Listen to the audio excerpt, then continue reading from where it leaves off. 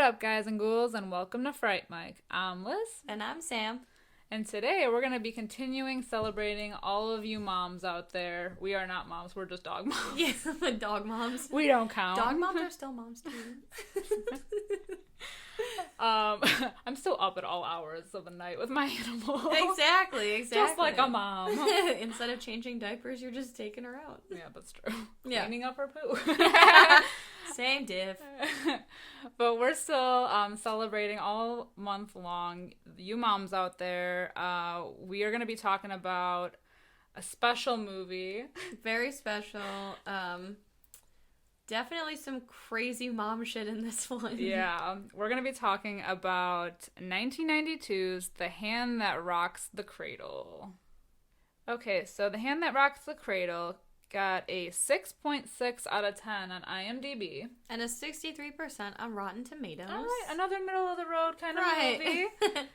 This is funny because this is the first time I've seen this movie when we watched it for the podcast, and it immediately, I mean, we watched it on VHS, so like maybe this added to the quality or whatever, but it reminded me of like a Lifetime movie. You know, I definitely could see that because like the things that happen in this movie are very it's very Lifetime. Oh my god, it's so dramatic, but I feel so bad still. I didn't know it was your first time watching it, so I was like, isn't that guy gonna feel her up? Spoilers. Right. Sorry, man.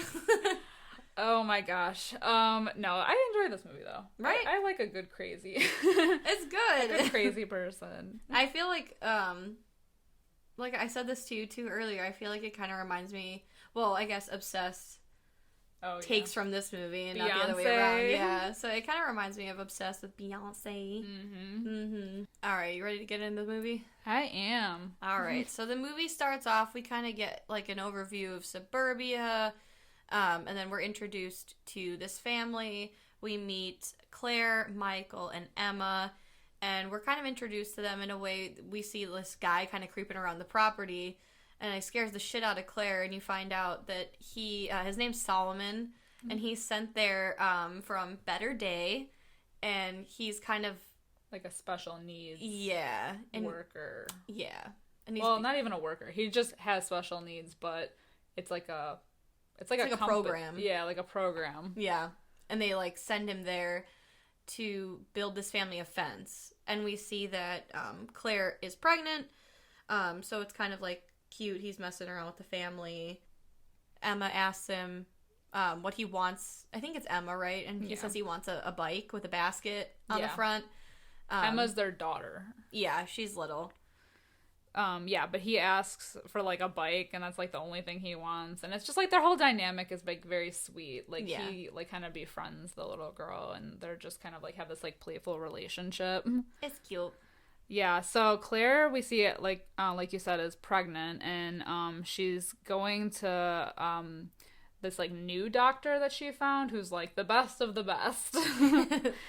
And she goes into the office, and it's kind of weird because like he immediately kind of just starts like the exam, but it's not like a normal exam because he's like molesting her. It's creepy. He's like kind of like feeling her up, and it's just like very uncomfortable, so she just gets like bad vibes and like bolts out of that office. Like they're like, when are you gonna reschedule your next appointment? And she just like bolts. Yeah. But we find out something crucial in this scene. When she leaves, she has like an asthma attack. So we find out she's asthmatic. Yeah. And it's, but I mean, I don't blame her. That the doctor, like, when he was giving her, like, the exam, he didn't put on a glove, so he was, like, straight up fingering her. But, yeah, so you find out she has asthma, and she has her inhaler with her, which does come into play. Yeah.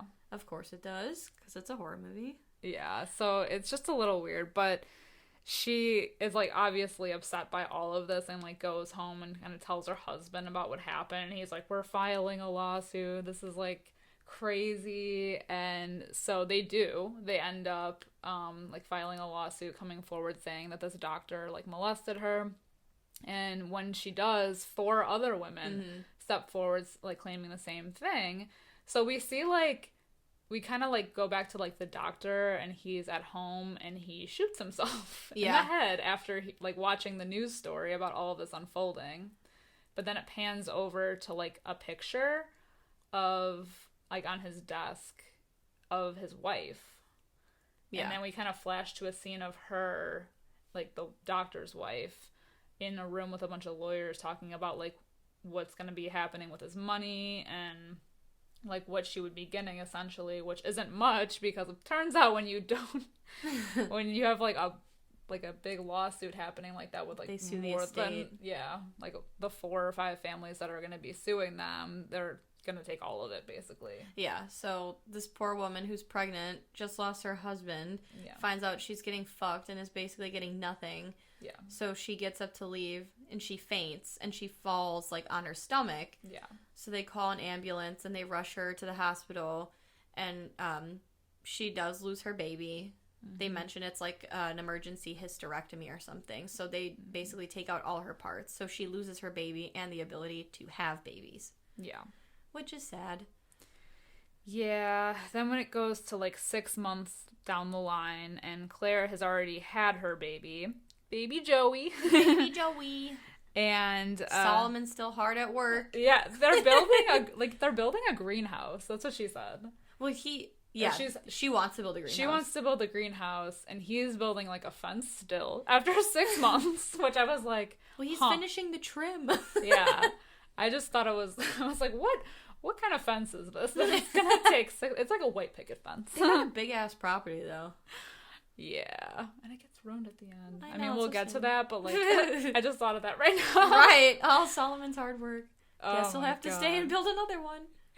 Yeah, but there's kind of like this banter between Claire and Michael about how like, yeah, like she's a stay-at-home mom, but she like wants more time like away from the kids to be able to build this like dream greenhouse thing that she's got going on. Yeah, she's got a green thumb.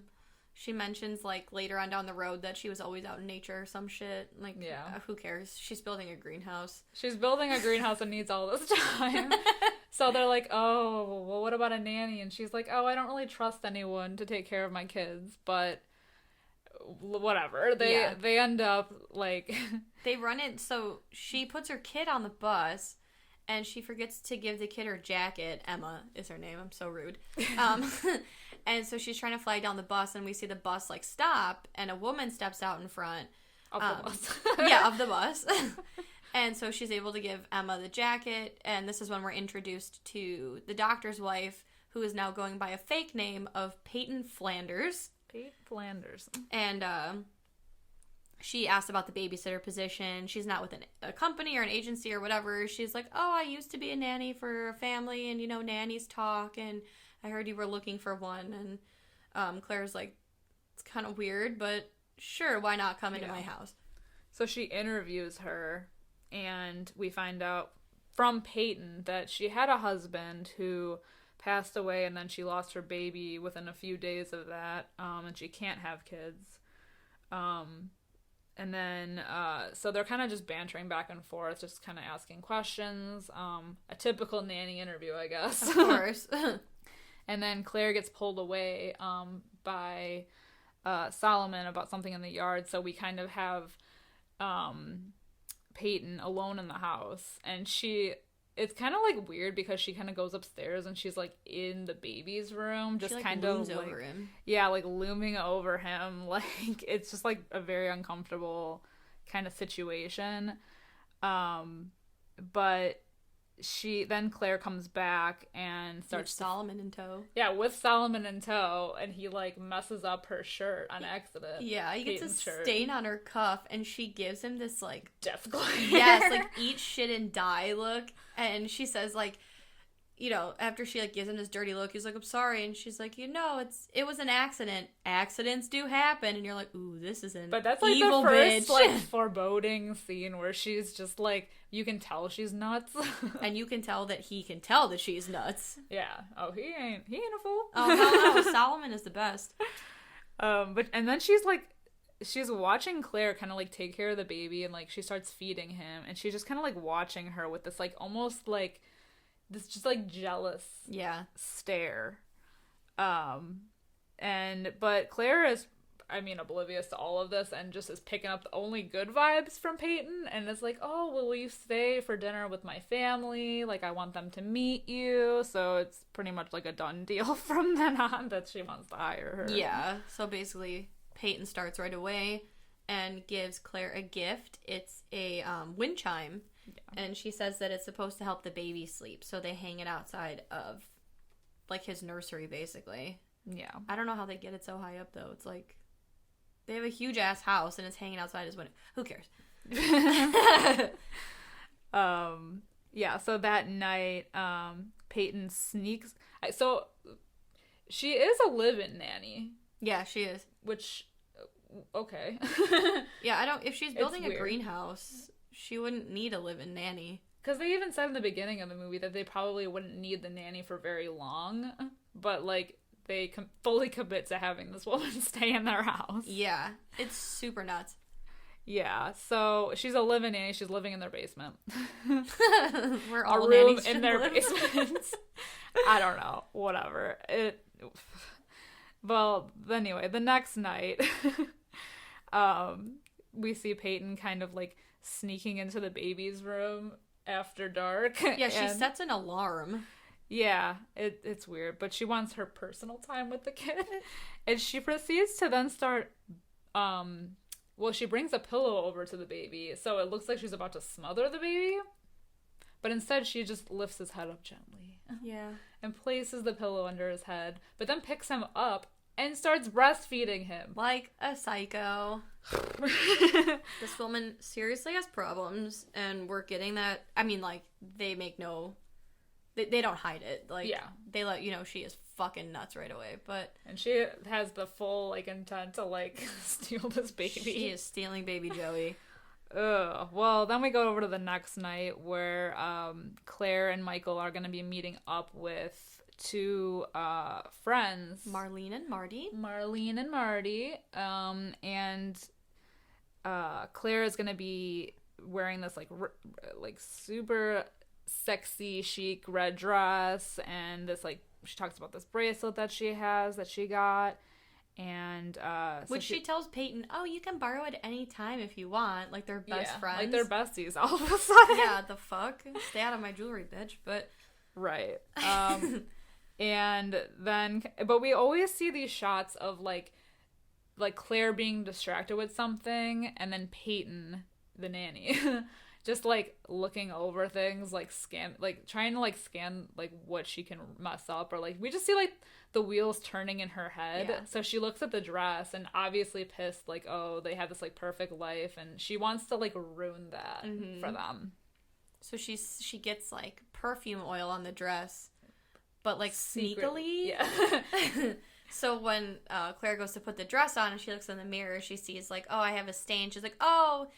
it's perfume oil. I must have had some left over on my fingers. And then poor Claire has to put on this frumpy, fugly 90s full house ass, like, floral number. Yeah, it's so bad. Yeah.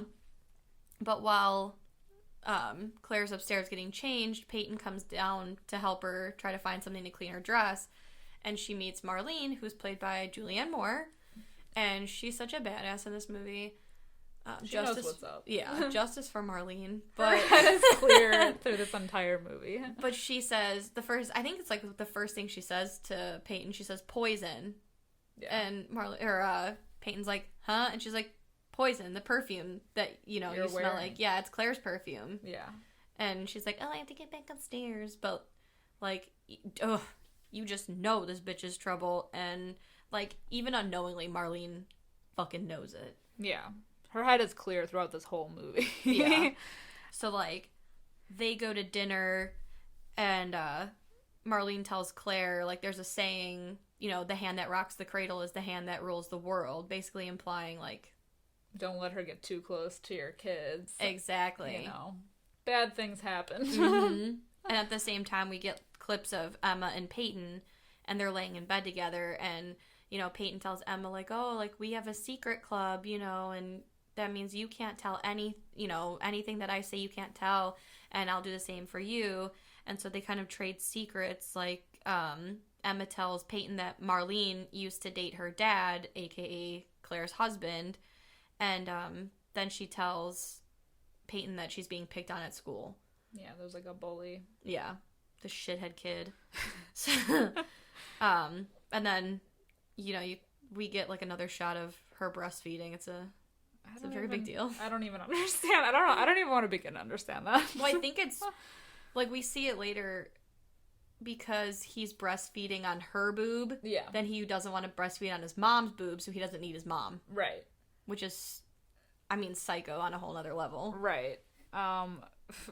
Well, then there's like another scene where Peyton takes the baby for a walk, and they're kind of like in this park, and there's a woman that's like, oh my gosh, like your baby's so beautiful, he has your eyes, and Peyton like kind of is like glowing at this, and she's just like, really, you think so? Like, yeah, that ain't your baby. Right. And then she says that she's got a sister at home, or he's got a sister at home, but she looks more like her dad. Yeah, like totally like just she's living this fantasy. Living this fantasy and just going with it.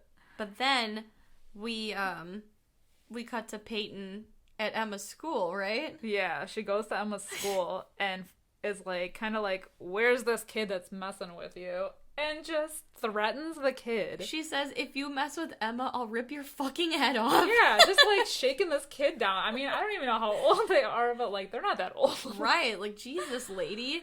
Yeah, it's insane. So they're just kind of like, oh, secrets. Like, oh my God. So she's building that bond. But, then it kind of cuts back to the house a little bit later, and Claire is trying to feed Joey, baby Joey, and he's obviously not hungry because he's getting breastfed by another. So he's just like, she's getting worried, and she's talking to Michael about how he's not eating and everything, but as long as he's gaining weight, apparently it's okay, is what the doctor told her. Yeah, they basically say not to worry about it. Yeah. So then Michael's running off to work. He says he's got to drop off this proposal, and Claire's like, oh, well, you're so busy, I don't have anything really going on, I'll take the proposal for you. And he's like, okay, it has to go out today, it's very important. She's like, yeah, I got it. So he gives her the proposal, and then her and Peyton, they head off to a greenhouse where Claire volunteers. Yeah, another greenhouse, separate from her own. Yes. It's like it looks like a Menards. Yeah, it does. Or like a Home Depot kind of greenhouse place, but that's where she volunteers in her spare time. I thought she didn't have time. Right, she has a nanny because she don't have time, but... And the nanny follows her everywhere. Yeah. It's super crazy. So that's where Peyton tells Claire her husband was murdered, and they never caught the person who did it. But, that's okay because she believes in what goes around comes around. So she's basically threatening Claire, but Claire has no idea that she's... Like, what's going on. Right. Or that she's the doctor's wife. Mm-hmm. So, like, she's technically the one that murdered her husband. But, Peyton's crazy, so... So then she excuses herself to go to the bathroom. She destroys the proposal, picks up a plunger, and destroys that as well, and has like a fucking fit in the stall. She has like a meltdown. Yes. Like just an angry meltdown in the bathroom stall. She breaks. Yeah. So then it shows Claire, she's going to stop and drop off the proposal on the way home, but she can't find it. So again, in like the chaos and the like worrying state that she is, she has another asthma attack. And and then she busts out the inhaler. Exactly. So obviously it's very stressful. She goes home. We get a clip of Claire telling Michael she's lost the proposal and she doesn't know what happened. She's retraced her steps 1,000 times. She's made calls. Like, it just disappeared. And, you can tell he's, like, kind of upset. And he's like, you know what, I'm just going to get back to work. So she feels like guilty. Shit about it. Yeah. Yeah. It's all part of the ploy. Mm-hmm. And then we get another scene of Claire telling Michael that Joey won't eat. So it's, like, getting more and more... There's more and more distance between... the baby and her. Yeah, basically, like, her family and her. Like, now her husband's a little bit upset with her. Mm-hmm. Her baby won't eat. So, Claire's just feeling kind of a little weird right now. Yeah. Yeah, she can tell. So it goes to the next day, and Peyton is, she goes to Michael's work, and it's kind of like, oh, like, I feel like things have been kind of weird around the house, and I just think it'd be really nice if we planned a surprise party for Claire. But the way that she, like, comes into his office, it's, like, kind of very, like, affairish. Yeah. Because, like, even his coworkers are, like, looking at this, like, gorgeous nanny coming in with, like, the baby, and she's kind of dressed, not, like, provocatively, but, like, kind of provocatively. Or, like, the hot nanny. Yeah. And she's just, like, the way that she's, like, acting around him, it's almost like, I'm seducing you, but, like, low-key. Right. Yeah, so she also is, like, weird, too, because she's like, we should throw a surprise party for Claire, but, well, we should get Marlene involved, but don't tell her it was my idea. Yeah. And at first you're like, why? Yeah. But we there's see a why secret. later. Right. There's that a secret bitch's wheels are always fucking turning. She's evil. And that's the thing about this movie is that Peyton, she doesn't have to say anything. You just know what she's thinking. Like, that's, like, the good thing about, like, her acting. You don't even, you, like, can see the wheels turning in her head. She's planning things out. She's looking at things, and, like, the camera does a really good job of, like, kind of, like, telling the story. Yeah. Without dialogue. Definitely. The whole movie is very good, like, everything's implied really well. Yeah. And you don't need it, like, you don't need it explained to you. Right. In that way. Which is really, it's kind of nice. Yeah. So then I think after that, we see Solomon's kind of farting around the yard, and he climbs up a ladder, and he sees Peyton breastfeeding Joey through the window, and he gets all crazy, and, like, he's like, oh, like, you know, you can tell he's like, oh, what the fuck did I just see? And we see, like, Solomon and Emma are talking, and Peyton comes out, and she's like, oh, can I talk to Solomon real quick? And she threatens the fuck out of him. She's like, she slaps him. Yeah, she slaps him stupid, and then she's like, whatever you tell them, I guarantee you my story will be better than yours. Like, don't fuck with me. Yeah. And he's like, he gets, like, teary-eyed, too, and yeah. He's like, well, these people are my friends. Like, I won't let you hurt my friends. Right. So, like, Solomon, he's got a good heart. He's known from day one that this bitch was crazy. Yeah. He picked up on it. Yeah, oh, definitely. So, things are starting to escalate even further now. Yeah. But the family does give him the bike. Yeah, they surprise him. They make you think, like, something he's in happened. trouble, Because right? the dad's like, I need to talk to you. So, like, or like, oh, shit, well, Peyton probably told him. Or something along the lines. Probably not exactly, because she wouldn't want them to know about the breastfeeding shenanigans. But they do give him his bike. He's so happy. And then Emma's excited because she's like, I got to pick it out and whatever. Yep. So it's super cute. But that all comes crashing down. Because Peyton is talking to Claire. I guess they're, like, folding laundry. And she tells her about how she thinks that Solomon might not be the best person to be around Emma because of the way he touches her. So she's planting these seeds, like, to make him think, like, that he's touching her inappropriately. You know, she's like, oh, you can tell it's just the way he touches her. And she's like, oh, maybe I'm mistaken. But now there's, like, those seeds. Yeah. And, you know, she's like, I'm sure you could tell if Emma was hiding something from you. Yeah. And that night when she's tucking her in, Emma's kind of, like, a little weird. Yeah. So it's like, it's so sad. But this is all to just get Peyton alone with this family and, like, those kids. She just wants them gone. Right. So, you see, like, a couple days later, Peyton comes up. She's like, oh, the monitor died and there's no batteries. Do you think Solomon has any in his stuff? So Claire goes to check, and we find a perfectly planted pair of Emma's little undies. So she thinks now that he's like a pedophile. Right. And, like, Solomon ends up coming in behind her, and she freaks out on him. Yeah. And Solomon has to go bye-bye, and it's so fucking sad. But at least he gets to keep the bike. Right. That is sweet. I feel so bad for him. It's like, oh my God. Yeah. But this whole thing with them sending Solomon away, like, obviously he wasn't doing anything wrong. And, like, Emma knows this, but she's, like, young, so she can't, like, explain that. Right. But she still is, like, pissed off at her parents for doing this, especially Claire. And so Emma goes to Peyton and questions like why, and Peyton like basically blames Claire for like sending Solomon away. It's just further driving that wedge into the family because she wants them to like hate each other by the end of this. Right. Emma even says like, I hate my mom. I bet your mom wasn't mean like mine. Yeah.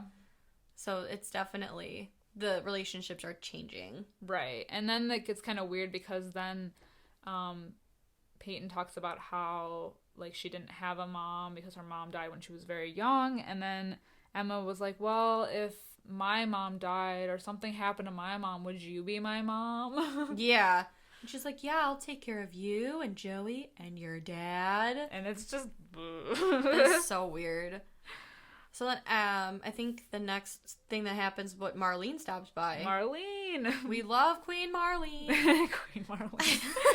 And she's like, they're just having like chit chat or whatever. The baby's crying and they pass it from Marlene to Claire, and the baby won't stop crying until he's with Peyton. So like Marlene kind of picks up on that. Yeah. And then she makes a comment.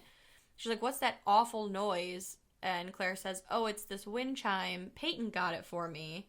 So this wind chime is a big deal. Yeah. We still don't know why yet, though. But then Claire invites Marlene over because Peyton's making a souffle or some shit. And Marlene's like, no, I gotta show this house. Other plans. Yeah. She's like, I gotta show this house. And Claire's like, I thought you sold that house. And she's like, I did. But now I gotta sell it again. So bye. And it's kind of weird, but whatever.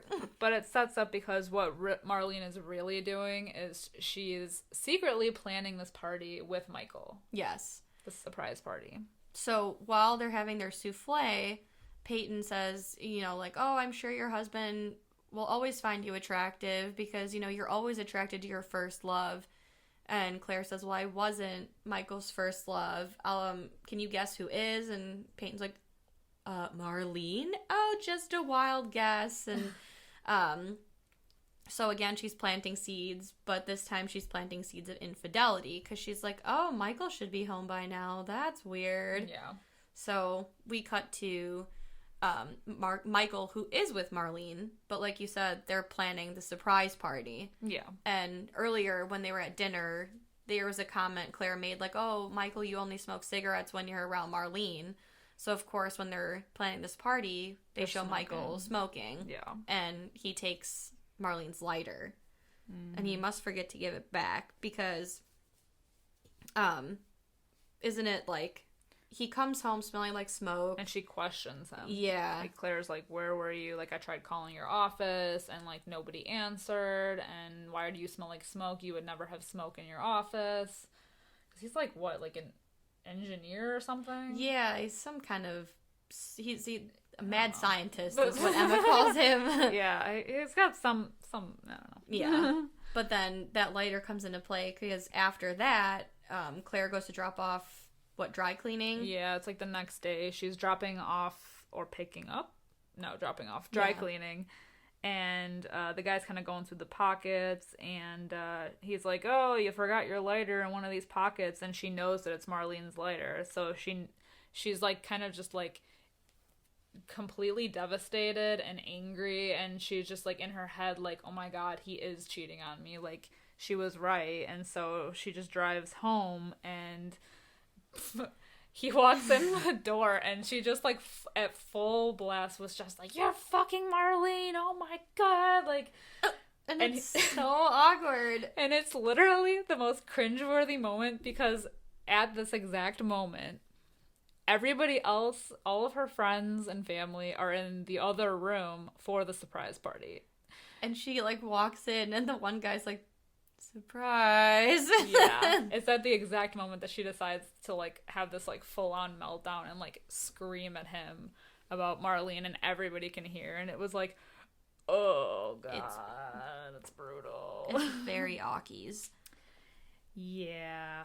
So I mean, yeah. But Claire and Michael, they kind of talk that night, and they kind of make amends that it was just a mistake and like whatever.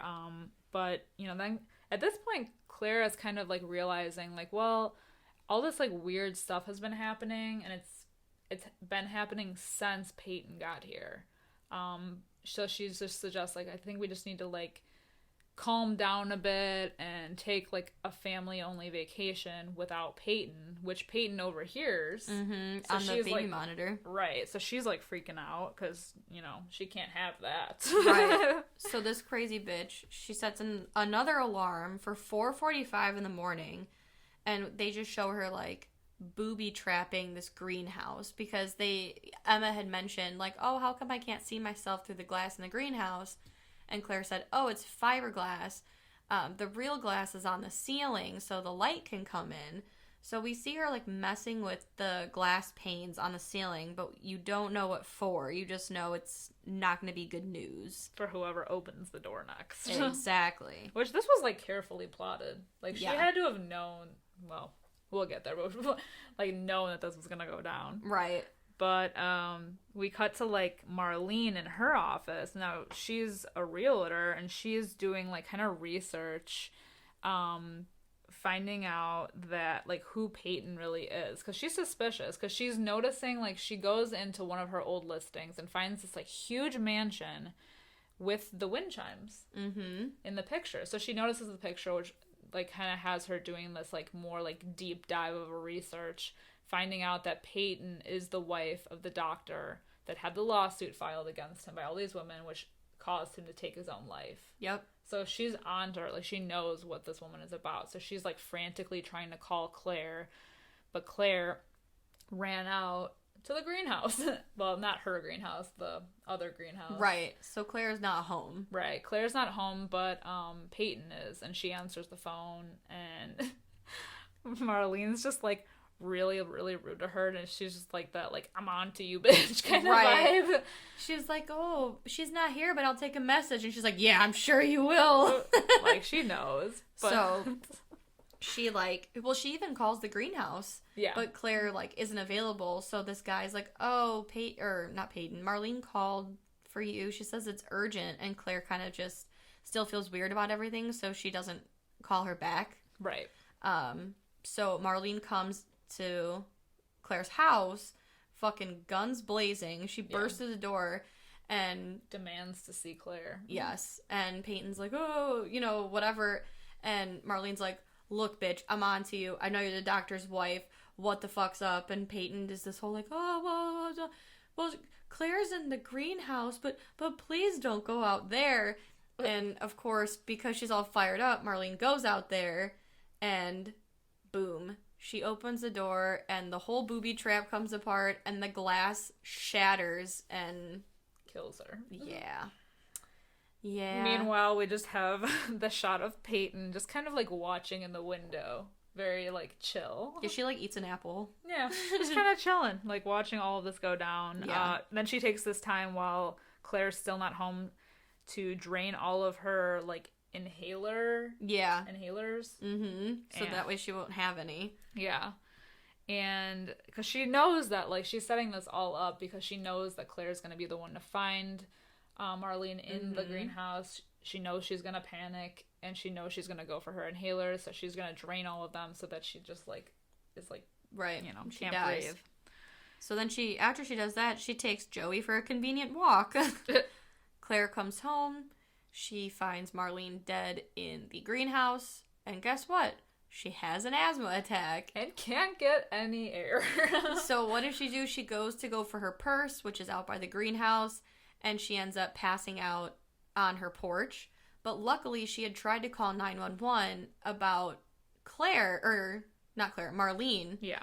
So the ambulance comes to her house anyway, and while Peyton's out on her walk, she sees the ambulance coming down the street, and she almost looks pissed off, like, damn it, I almost got away with it. Yeah.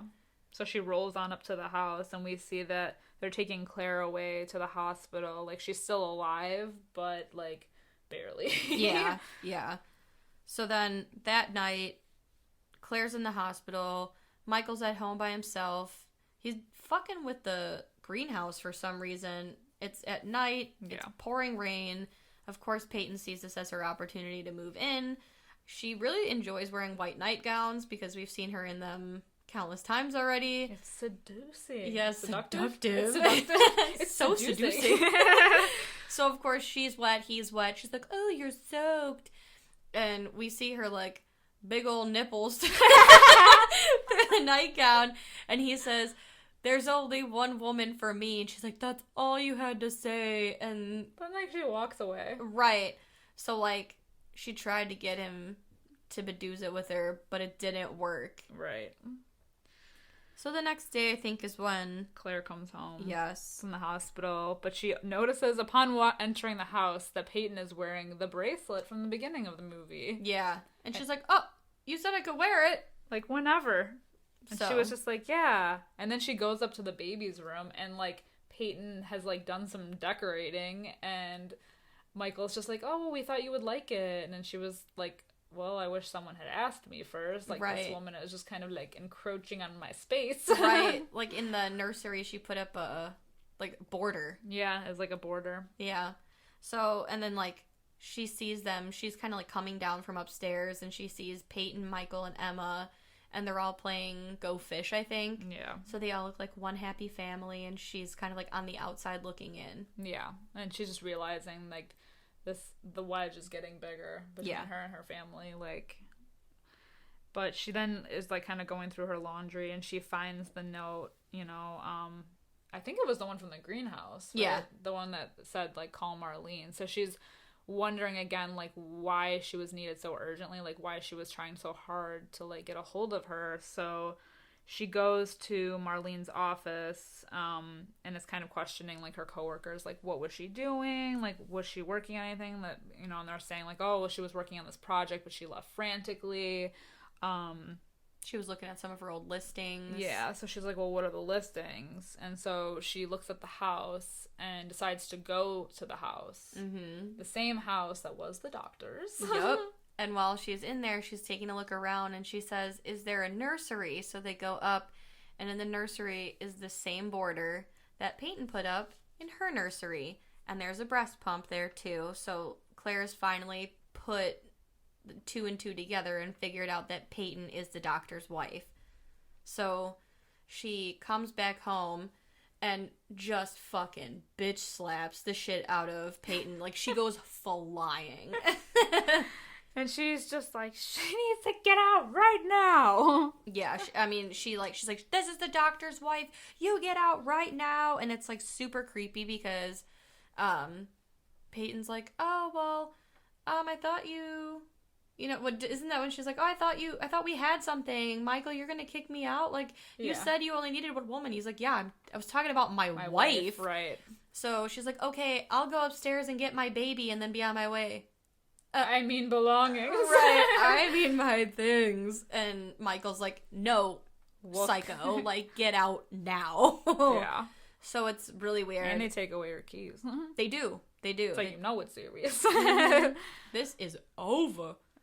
So it's kind of sad too because Emma doesn't know what's happening and she's like, Peyton, and you know, because she's still like a crazy bitch, Peyton's like, your mommy and daddy want me to leave, and you know, is still trying to do that like psychological thing. Yeah. So messing with the kid. Yeah. And then Michael said that they're planning on going to a hotel just to be on the safe side, but they're kind of getting their stuff together, and a little bit later, Michael goes to Peyton's room because he hears, like, music, and, like, he doesn't understand why, and he's just, like, he suspects that she might have come back at some point. Mm-hmm. So he's kind of calling out for her, and she's not answering, so he walks back up the stairs from the basement, and Peyton just, like, appears. Right. And just, like, whacks him in the head with a shovel. Yeah, she gives him a good thwack. He falls back into the basement, and, he's crippled. Yeah. Because Claire hears a noise, and she goes hunting for Michael, so she goes into the basement, and Michael grabs her by the leg and is like, Peyton's in the house. Also, both my legs are broken conveniently, so you'll have to do this yourself. You'll have to do everything. So, Claire goes to call 911, and Peyton, like, kind of sneaks up on her with the shovel, and just before she hits her, Emma yells out, like, Mommy, look out! So Peyton misses, and they're kind of like fighting back and forth. Tussling. Yes. And then Peyton finally gets the drop on her and smacks her in the back with that shovel, and Claire goes down. Yeah. So then she has that like really creepy conversation with Emma where she's like, I'm gonna take you and Joey away and I'll be your new mommy. So just tell me where, tell mommy where Joey is. And Emma's like, he's in there. So Peyton goes to check in the crib, and psych, Joey ain't in there. And Emma, this little Locks badass, her in. hell yeah, she locks her in the fucking nursery, and then she goes and hides with baby Joey. Yeah, in the closet. Yeah. So Peyton's kind of like looking around for them after being thwarted away from from the scene, and eventually like finds them. And the kids are up in the attic, so she finds them there. And we see Solomon helping him out. Solomon, who's been, like, kind of following them. Yeah. Like, this whole day. Because he kind of knows, like, something's going on. Yeah, like, he's kind of like the Dark Knight of this whole thing. Because he was, like, he's been keeping an eye on him. Because, like he said, he's, like, their friend. Yeah, he's friends with the family. Yeah. So he's helping Emma escape out the roof. Yeah, like out the roof. Yeah. With baby Joey, and Peyton's like, give him to me, and more tussles ensue. Yeah, Claire comes out of nowhere, and she's like, it's not your fucking family, and yeah, like you said, they tussle. Yeah. And this is so dope because Claire, she fakes an asthma attack, and this is when Peyton thinks she's got the drop on her, and so she's like, when you fuck your husband, it's my face he sees, and, your baby is breastfeeding on my teat, and whatever, and she's like, and look at you, you can't even breathe, and she, like, turns her back, again, to threaten Solomon. Oop, psych, bitch, wasn't a real asthma attack, so then... And Claire just, like, throws Peyton out the window. Yeah, like, hardcore, and Peyton goes flying... And ends up... Does she get impaled by the fence? No, or she just crashes through it? I was just thinking, like, if this had been a movie made now. Like, so she flies out the window and lands on the fence, therefore ruining all of Solomon's work. You bitch. But I was just, like, saying, like, when we watched it, like, I made a comment, like, well, if this had been, like, a movie made now, I feel like maybe she would have gotten impaled by the fence. Yeah. Because it was, like, a post fence. Like, a white picket fence, you know? Mm-hmm. Yeah. And I thought maybe she would, like, Michael Myers this, where she would just... They would look out the window and she'd be gone, but... Yeah. And the movie just kind of ends that way. Like, yeah. With Michael still in the basement with his broken legs. So, no. That's it. Now it's time to pick up the pieces and build that family back together. Yeah, wow. This movie was like a roller coaster. There was so much that happened, but it was like, literally, like, once it got going, it went. Oh, yeah, it went off the rails. Yeah, and like I said, like, I love, like, how everything is just so, like, the storytelling in it was done so well. Yeah. So good. Yeah. I hadn't seen this movie before, so I liked it. What would you rate it if you had to? I mean, it's not that it's dated, because, I mean, it's a little dated because it's from 92, but, like, I still got that, like, Lifetime movie kind of vibe from it. But I did still really enjoy it. So I think I would give it, like, 3.5 out of 5. Yeah, I would have to agree. I think 3.5 because, like you said, it's like a scotch dated. Yeah. But the, like, mind games and all that. Yeah. People still do that shit today. It's fucking weird. Like, people are manipulative as hell. And I think that definitely, you can't date that, you know what I mean? Mm-hmm. Like, she's still a psycho, and no matter what era. It's, like, it's creepy, and it's, like, kind of teeth-gritting at times, or, like, cringy at times. Right. The cringiness. Yeah. But even though it is dated, like, I feel like that doesn't take away from it. Like, yeah, you notice that it's older, but it doesn't steal anything away from the movie. I think the story has been done a lot. Mm-hmm. I don't know if there's something like this that came up before. I'm sure there was, but probably it's definitely been redone since then. But as far as, like, these kinds of movies goes, where there's just, like, an obsessed, like, crazy woman trying to steal some other woman's family, or however that might play. Like, I think it was done really well, and it was really interesting to watch. Yeah, I agree. For sure. I agree. I think it's something, like, I've seen it, several times before. So for me, it's something, it still has rewatchability. Yeah. Just because she is so crazy. Oh, yeah. Like, I don't feel like it's not like a big reveal or anything, where like once the big reveal comes, then it's kind of like it loses its luster. Like, she's crazy the whole time. Mm-hmm. So I think it's just the interesting part of like how far she's willing to take this. Yeah. Is like how crazy. I mean, she goes all the way from like a subtle, like taking a compliment of like someone thinking that the baby is hers, just on accident, really, to like full on killing someone. Yeah, literally, like. Because she tries to, the greenhouse thing was right. Like, she tries to kill Claire so many times. That Marlene kill was just a bonus. Yeah. But, yeah, no, I definitely agree. She's fucking nuts. Yeah. I think maybe it would have been cool to see a little bit more backstory with, like, her and her husband. Because, I mean, the only way we even knew about this is just because of, like, the doctor before him finding out about this lawsuit happening and basically his life and his career being over is that, we see that he was married to her, but we don't know anything else really about their... We only kind of know, like, a little bit in what Peyton tells us, because she really only says, like, oh, he treated me well. Yeah. And that's it. Yeah. But, yeah. I mean, it's gotta be hard. I mean, I'm not defending her at all, but I could see...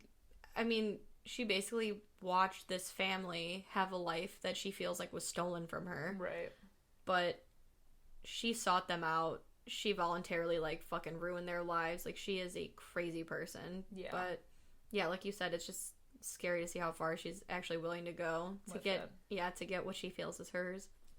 All right. Well, I think that's about it for this week. Thank you for joining us. I hope you have seen this movie and enjoyed it. I hope you've enjoyed our banter.